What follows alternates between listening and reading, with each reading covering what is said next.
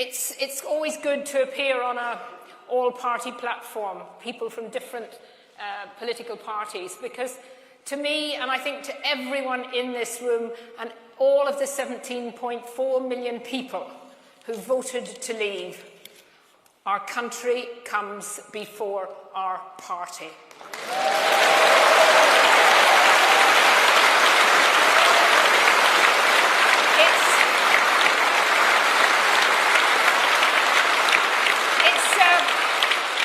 It's particularly nice tonight to be joined by another woman on the panel. I'm looking forward to hearing from Esther very much later on. But I think we need to say tonight, very early on, that we are facing a battle ahead of us.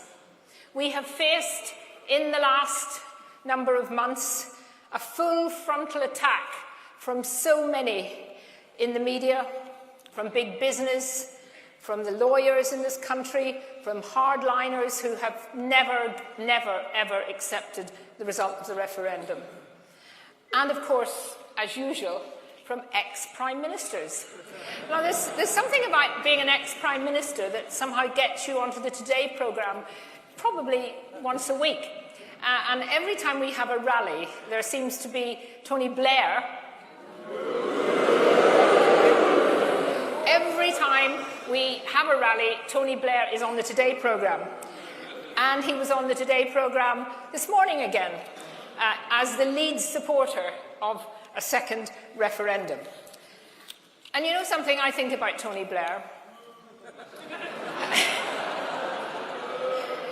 If Tony Blair really wants to be taken seriously again for his views, other than on the Today programme, he could actually join the House of Lords. But of course, to join the House of Lords, he would have to declare all his financial interests.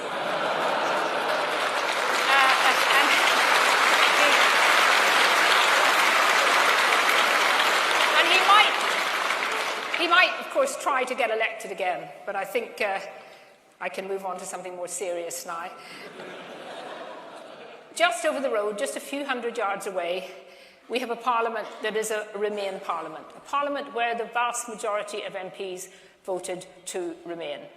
Now, not all of them are wanting to stop us leave. There are many genuine Remain MPs who have decided that they want to support the referendum result, support their manifesto, which is probably something new for some of them, and they have decided that they will support us leaving. But of course, the other in Parliament have spent their time since the 24th of June, since the day after the referendum 2016, plotting carefully, insidiously to try and get us to stay in. And they have been backed up by the lawyers in the House of Commons, the fully highly paid QCs in the House of Commons, and of course by a Speaker who says he's only doing his job. But in my view, and in many others, his job to him seems to be to thwart Brexit. And we saw that last week in a really amazing ruling that he gave where he overruled his own clerk, his own legal expert.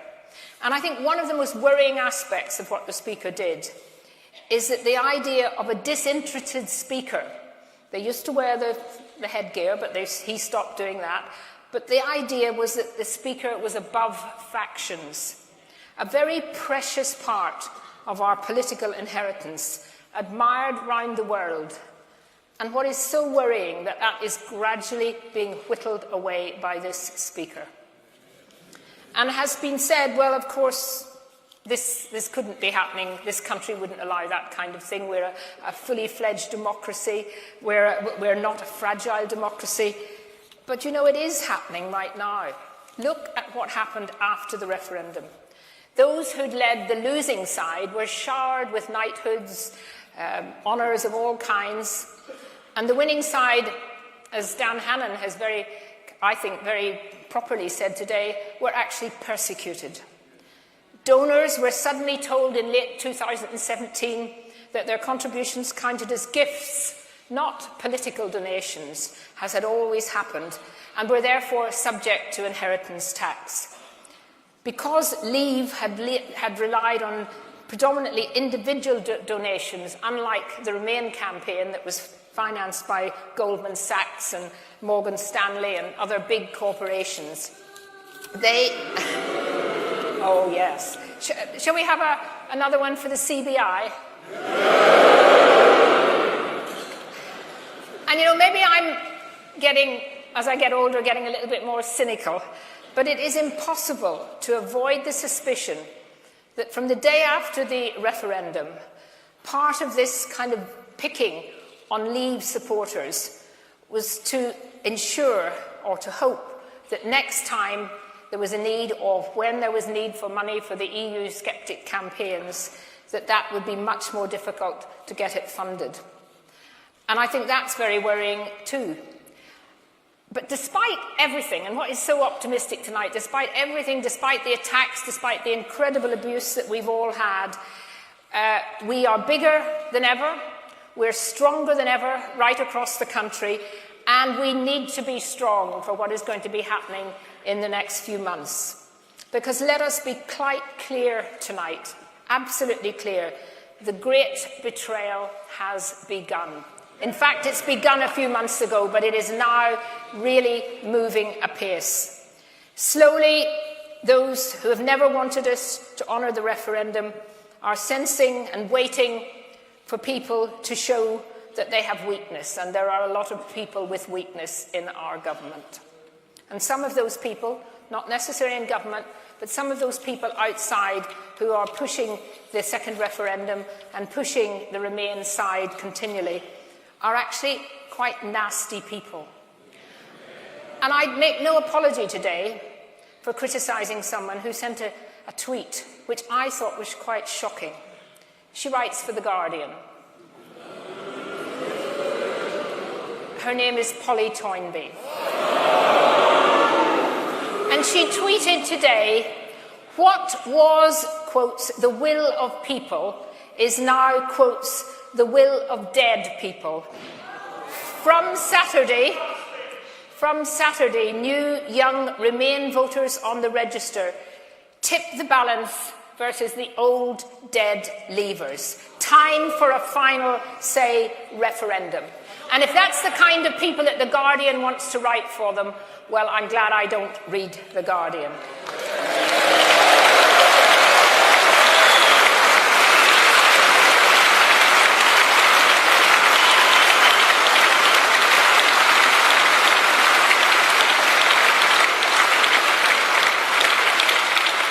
And by the way, The Guardian got it wrong about last night. I actually don't drink champagne. Those of you who have read The Guardian will know what I'm talking about. And another one, just to say, tweets all the time. Another one here, pity we couldn't put the 52% to sleep permanently. One day, euthanasia will not only be legal but compulsory for the dregs of society. We'll call it moral cleansing. That was a tweet on December the 27th. Now, you heard the fuss that was made. You heard the fuss that was made a couple of weeks ago when Anna Soubry was heckled by a few people. Not particularly nice people, I have to say, but nevertheless was heckled and was called a Nazi. In 5 minutes, I was able to turn up 20 tweets calling me a Nazi. You know, I think we have to accept that actually there's been a huge amount of nastiness on the Remain side. Now, you'll have heard people say that 52% of people voted to leave, 48% voted to remain. So really, as it was fairly close, but quite decisive in my view, then we should be actually giving something to the Remain side. You know, we should be saying that perhaps we should give a little bit more, we should compromise more, we should do all these things because they decided that it was a small majority. All I would say to you is, if it had been 52% Remain, 48% Leave, would we have people...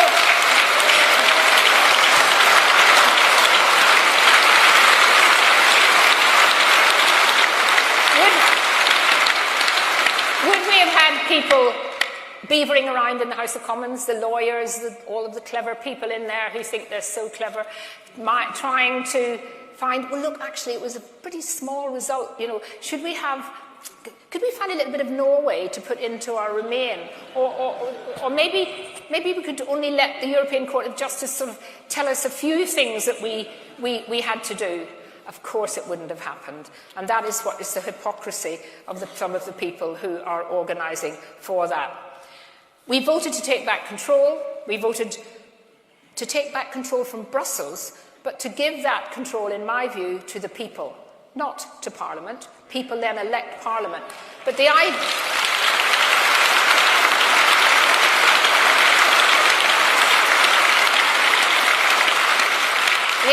that somehow, in the end, we will allow Parliament, made up of Remain MPs who never wanted us to leave in the first place, to overrule that referendum will be one of the biggest attacks on democracy that there has ever been.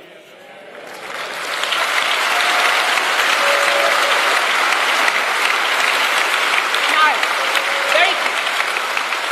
I'm conscious of the time, there's lots and lots of speakers. I just want to end by saying something about the backstop. I mean, the backstop is one of the most ridiculous suggestions and ideas that could possibly have been put in to try and solve a problem that wasn't there in the first place. It's not tenable, it's completely unnecessary, and it has been a result of a stitch-up between the European Union and the Irish government with an attempt to keep us as close as possible to the European Union when we leave. It is not going to be acceptable to the DUP. Unfortunately, Sammy Wilson couldn't be here tonight, otherwise you'd be hearing lots of great jokes from Sammy. But the reality is that that backstop not only harms Northern Ireland economically in terms of the links with Great Britain, but is the first step on a move towards taking away Northern Ireland as part of the United Kingdom, and I will never allow that to happen.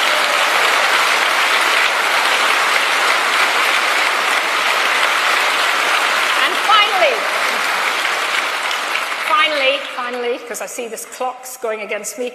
Now, if this was in the House of Commons, the Speaker would have already cut me off, so I better be careful. Just on the WTO and the theme of tonight, really, the scare stories that we've seen, the ridiculous scare stories, and you'll hear more about that from some eminent businessmen tonight who know what they're talking about.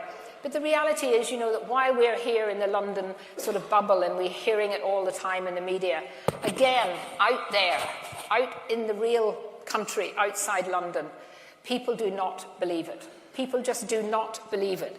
And I think that anyone giving up, to me, the idea that nobody talks to anybody until we've given up an option of a WTO is just ridiculous. Absolutely ridiculous. And I'm not criticising anybody in particular. But I would say that anyone who votes in the end to actually take that option off the table is playing into the hands of the European Union and is the first step in a really betraying the referendum result.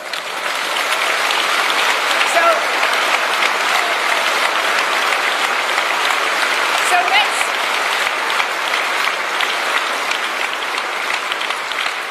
I want to leave on an optimistic note. We are a very, very great country. I'm so proud of my country.